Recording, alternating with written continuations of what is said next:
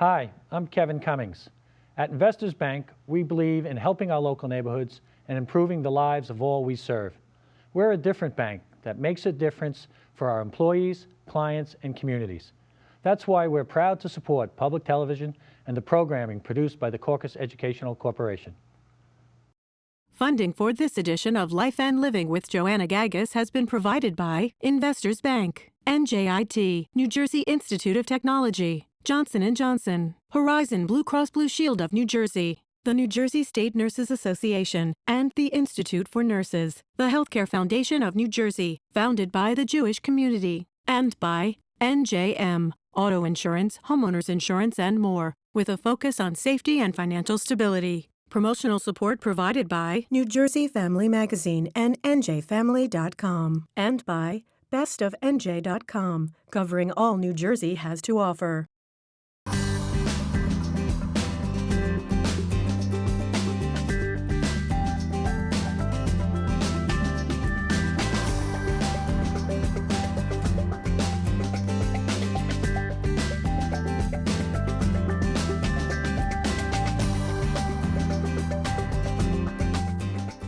Hi, Steve Adubato here in beautiful New Providence, New Jersey, with my colleague from Public Broadcasting, Joanna Gagis. Joanna, now we're not just hanging out in the street here. Who's behind us and why are they here?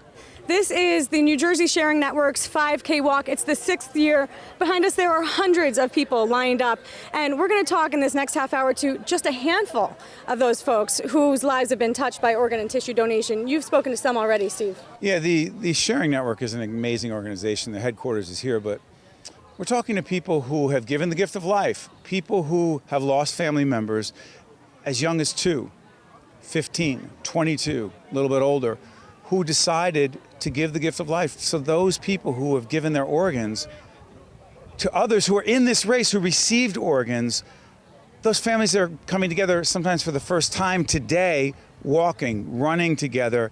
It is an extraordinary thing, and we're here to promote, educate about organ and tissue donation. It's true, and Steve, I heard something powerful today, and it said, you know, organ donation is not a tragedy, but it's a bright light in the middle of a tragedy, and that's what the people here today remember. Yeah, don't forget, bottom line is we're not here to promote too much, but to say there are 5,000 people just waiting in New Jersey for an organ. There are hundreds of thousands across this nation. So as you listen to the people today, as you watch and learn, more importantly, we hope you're inspired by the Sharing Network's 5K event and the people who are making a difference and, frankly, giving the gift of life.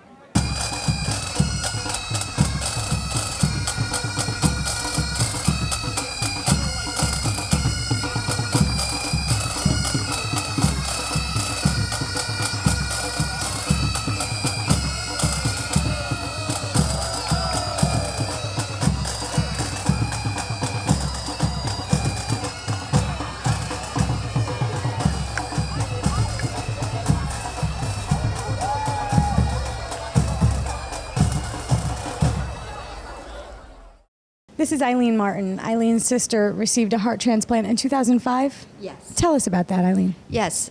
She was born with a congenital heart failure, and for 37 years she did receive a pacemaker. She wore the pacemaker for 37 years. 3 of those years, that was when she was in heart failure and put on the match list for transplant. 3 months of those 3 years of waiting, she did have to stay in the hospital. It was 3 months that she stayed there, and they made the match, and she was brought home. It was in January, so she made 10 years in December. Let me ask you, what was life like for you and your sister? Because I imagine for her it was a challenge, but for the family as well. Describe what it was like watching her struggle, suffer, and wait. I'm the younger, and her being the big sister, she was always a trooper, and she always wanted to make us feel that she was okay. She had lived with this condition for so long. Do you feel that there was a part of her that was accustomed to kind of the struggle, to this suffering? Yes, I think when it is from birth, you do adapt, and she didn't know any other life. And now that she does have her new heart, like I said, she's full of energy. She's doing a lot of things that she hadn't done before she was 63 years old when she did receive the heart. So, Like what? Describe her life now and her activity now. well, now she can travel more. Like I said, she just came in from Cape Cod. She has a beautiful condo on Cape Cod. She can go there more often. She's down the shore. We share a shore home. She's out to dinner, shopping, doing everything that we would all love to do. So, like I said, she's got the energy. You know, I have sisters myself, and I understand the bond that sisters share. You're clearly so passionate, and this situation for your sisters touched you in such a deep way. Why? I always admired her. She was my big sister. She is my big sister. So I can't say any more than that. If you have a sister, you can identify with the feeling. And like I said, I know a lot of people don't believe in miracles, but I look at her every day, and that's my miracle. What do you know about the 18-year-old who donated the heart? I don't know that much. They've been in communication and have maintained a very nice relationship with my sister. And I have to say, it was just the background that I do know of the family. It was a beautiful match. It really was. And they're very kind and caring and very gracious with my sister. It is nice that New Jersey Sharing Network was able to connect them together because they feel they still have a part of their daughter living in my sister. Yeah. For your sister, what has she communicated with you about the impact of meeting that family? Well, she was very relieved. She had a lot of questions. You often wonder, what are they like?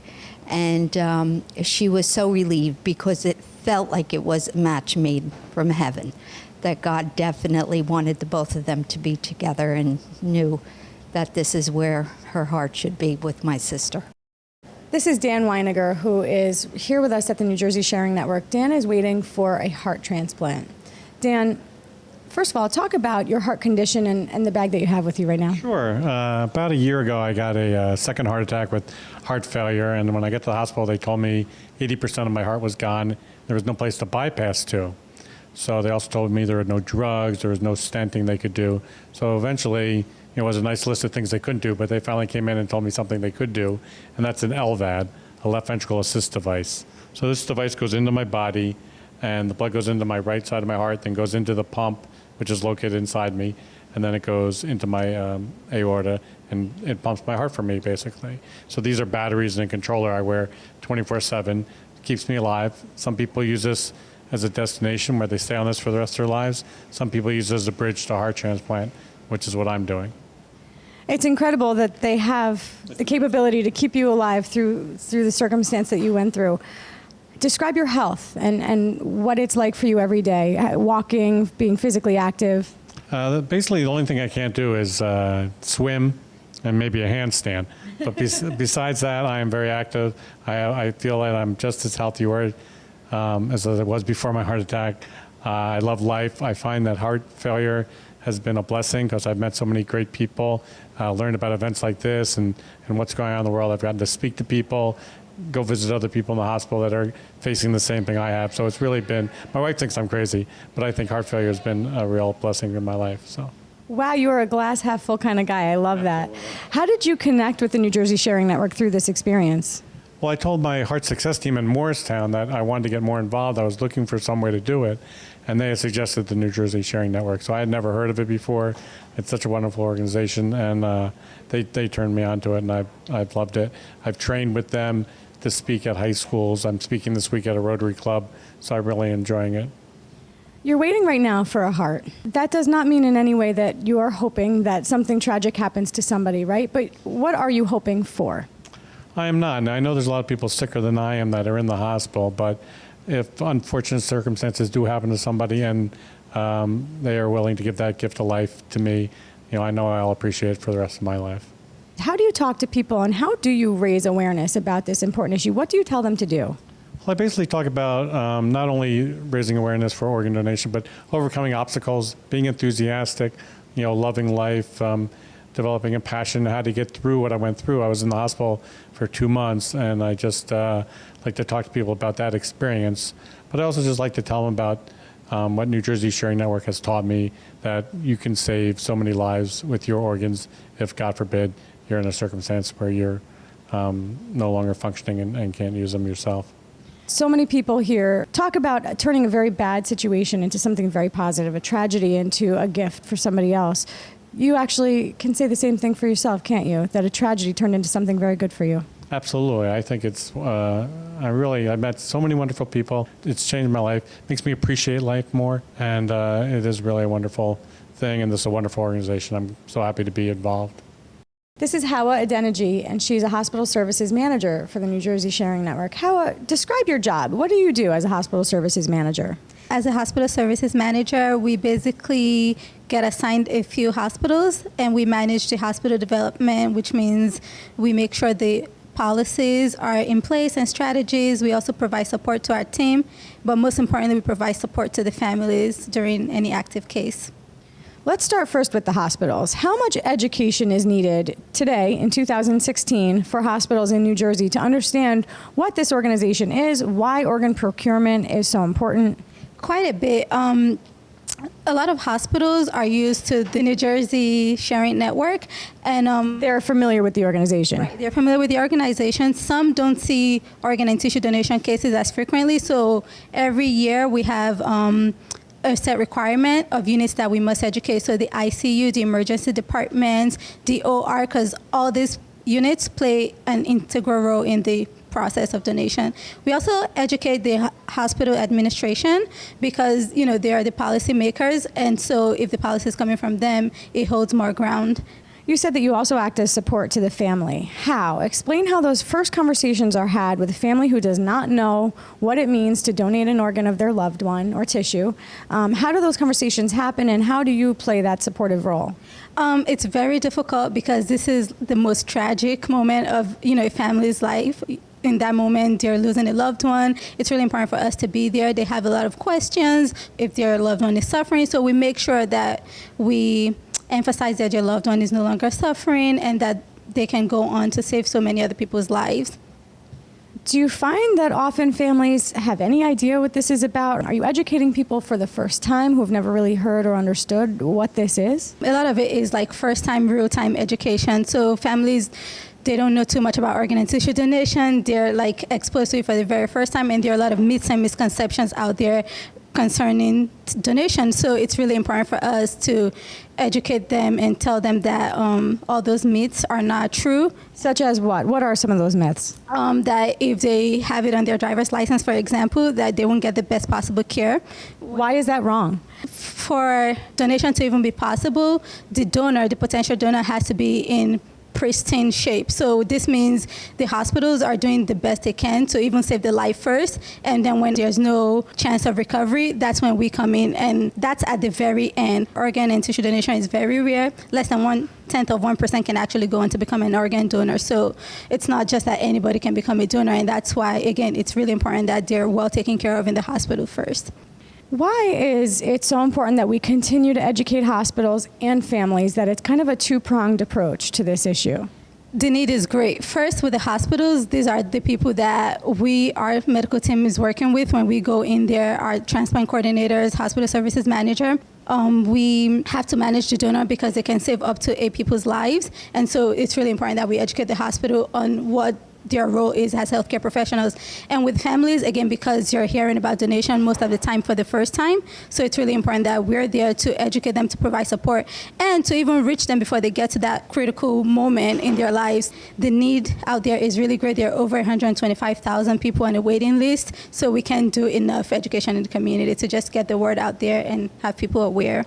Can we educate our viewing audience right now? How can people become registered organ and tissue donors? Simply by going to the New Jersey Sharing Network, www.newjerseysharingnetwork.org. You can sign up. It takes less than 60 seconds. And this is possibly one of the best decisions anybody can make to be able to save somebody else's life. What about the check on the driver's license? Does that matter too? It still matters to put the check on the driver's license because we're able to merge both databases, so the national database and then the Motor Vehicle Commission database as well. So either one is fine. And even if people are afraid of putting it on their driver's license, we just encourage them to have that conversation with their family members.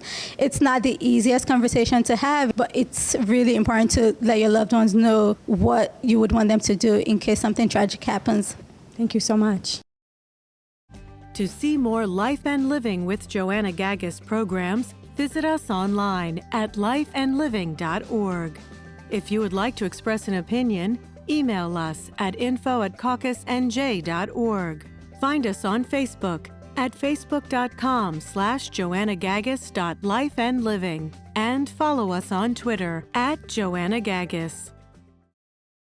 I'm joined right now by Elisse Glennon, who's the Executive Director of the New Jersey Sharing Network Foundation. Elisse, we're here at the 5K. Once again, huge turnout. This event draws so many people. Why? The gift of organ and tissue donation is just so special. Families are here today to honor the legacy of their loved ones who tragically passed away, yet gave that gift in that time of their passing. We also have families here joined today with them who received the gift of life. So together they come and celebrate life. Talk about the garden. What is this garden? You know, one thing that is so important to us at the Sharing Network is to continue to honor the donors forever. We'll never forget them. We always tell the donor families that. So events like today help us do that, and also our new garden. We are installing the Landscape of Life Meditation Garden. It's a beautiful space that will have water feature, trees, beautiful plants, benches, areas for families to come and just reflect on this huge thing that they're part of. Why did you feel a need for this? What were you getting from the families that made you think they would appreciate and need this kind of space? There's so many things that came together at the same time. Our employees, number one, wanted a space to continue to honor donors in a very special way, outside our building, in a way that really shows life. Inside our building, we have beautiful memorial walls, but there's something about trees and flowers and plants that really exemplify what it is to give life. Our families as well stay very active with us. We have some families that have been philanthropically active with us for a decade, and they have raised $10,000, $20,000, $50,000 in honor of their loved one. And in our building, we have ways to honor those tributes. We're actually standing right in front of the butterfly wall right now. Tell us about this. Yes, absolutely. The Landscape of Life wall that we're standing in front of honors those philanthropic gifts. So all of the names you see on this wall, on the leaves and butterflies, that means people, hundreds of people, have given gifts to the Sharing Network Foundation in honor of someone, either a recipient or an organ and tissue donor. Elisse, why do you stay so positive, so energetic and excited about what you do? This is a job it's an honor and a privilege to work here at the Sharing Network. It's an honor and privilege to work for and with our donor families and recipients. We see stories every day about the tragedies that happen, and each family is so special. Each story is so special and so different. There are never two stories that are alike. And we also have the opportunity to watch as a recipient meets the family of the loved one who was lost. We have the opportunity to coordinate that, to be part of that very amazing time. And in fact, today at the Celebration of Life, some of the teams are representative of both sides, where the recipient is walking with their donor family. It's exciting, it's powerful, and you can't help but be moved. So I get it. We all get it, coming here and just seeing just a taste of what goes on with the New Jersey Sharing Network. Thank you. I'm here with Dana Fritz, who's a volunteer for the New Jersey Sharing Network. You also work at a funeral home. Talk to us about it. Dignity Memorial? Dignity Memorial is a national funeral home. It's actually international, Canada and the United States. We have 1,200 firms throughout those two countries. And Dignity Memorial only represents 1% of funeral service providers within the country. So what we're trying to do is make people more aware of the need for organ and tissue donation throughout all of the communities that we have. We're one of the sponsors of the Donate Life Float for the Rose Parade each year. So, this work is going on throughout the whole country. But really, it's more about getting the funeral service industry really behind the need for organ and tissue donation and having them influence the folks in their community. And, that's the place to bring the message out. How did you connect with the New Jersey Sharing Network?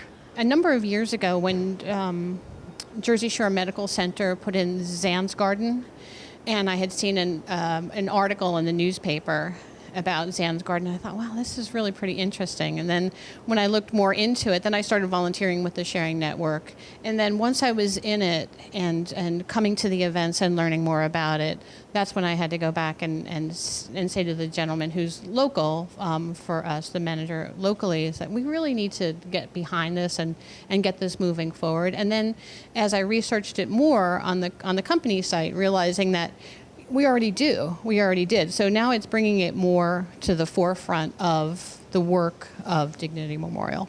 How do you have those conversations with families in those end stages of a person's life? How do you approach them and inform them and educate them?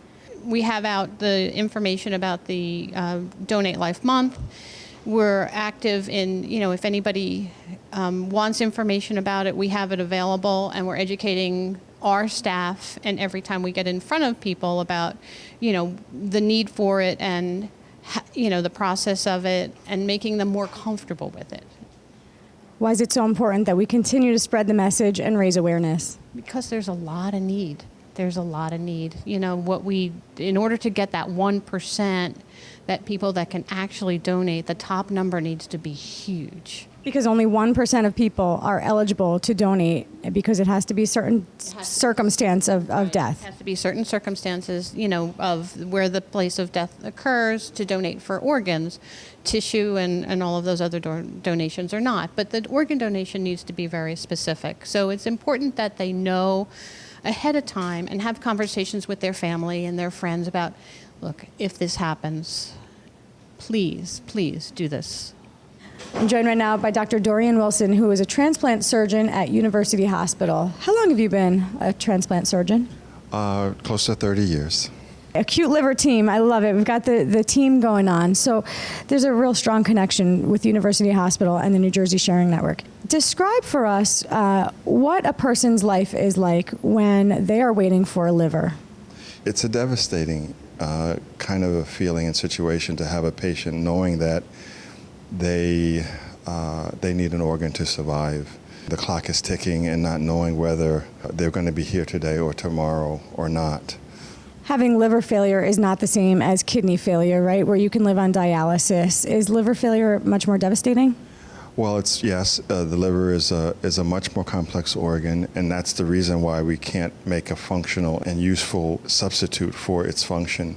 You're correct that when you have kidney failure, you can be on dialysis. When you have liver failure, you just progressively get sicker and sicker and sicker until you either get a transplant or you pass away. Why are you affiliated with the New Jersey Sharing Network? Why are they so important in this process and saving lives? Right. So the Organ Procurement Agency, or OPO, which New Jersey Organ Sharing Network is, and it's a great organization. And each state has one, right? Or even sometimes two in a state. But this is our principal organ procurement organization, and it's been a wonderful institution. It provides the national network with the process of being able to manage particularly the organs in New Jersey that become available for transplant centers like ours. I was medical director here for two times in 1991 to 1993, and then 1997 to 2003. So this institution, in addition to its usefulness in terms of my practice, is fond of my heart for other reasons. Describe what your role was here during those times when you were medical director and why it does matter to you so much, as you're saying. The nice part about it for me in that respect was, as a transplant surgeon, you're in the trenches and kind of in some ways oblivious to all the background mechanisms and logistics that go into the organ procurement process. You're just right there at the ground level, right? You're doing the operation. You don't see what's around you, so to speak. But this process here, the testing that gets done to decide whether the organs are suitable or not, the coordinators, the work that they do with the families and trying to comfort the families during their time of loss in order to make the organ procurement process move forward. That's what I appreciated, and that is an amazing thing to revisit that and to be aware of that process on another level. So that's why I'm fond of this institution and having acted in that capacity. Is that why you're here with the team from University Hospital for this 5K? Yes, it's an amazing energy. It's I don't know, it's really quite undescribable, but to be here and to feel the palpable energy and see the patients, donor families, and to see people come rally together, all races, the diversity involved under this particular cause is just awesome. And last question, what do you know about some of the folks whose lives you saved by bringing them the new liver? Well, one of my patients that did the walk, Mr. Halper, and I never had met his daughter, and I guess his daughter, she looks like she's maybe in her mid-teens, and he said, Dr. Wilson, come over, I want you to meet somebody who wants to thank you. And so I'm going to get choked up a little bit here, but that's special.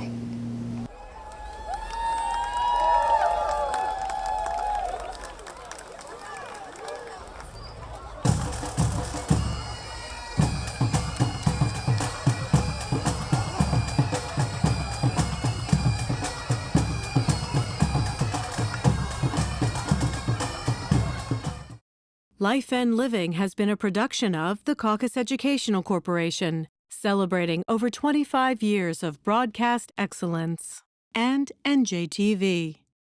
Funding for this edition of Life and Living with Joanna Gagis has been provided by Investors Bank, NJIT, Johnson & Johnson, Horizon Blue Cross Blue Shield of New Jersey, the New Jersey State Nurses Association, and the Institute for Nurses, the Healthcare Foundation of New Jersey, and by NJM. Life and Living with Joanna Gagis has been produced in partnership with St. Joseph's Healthcare System.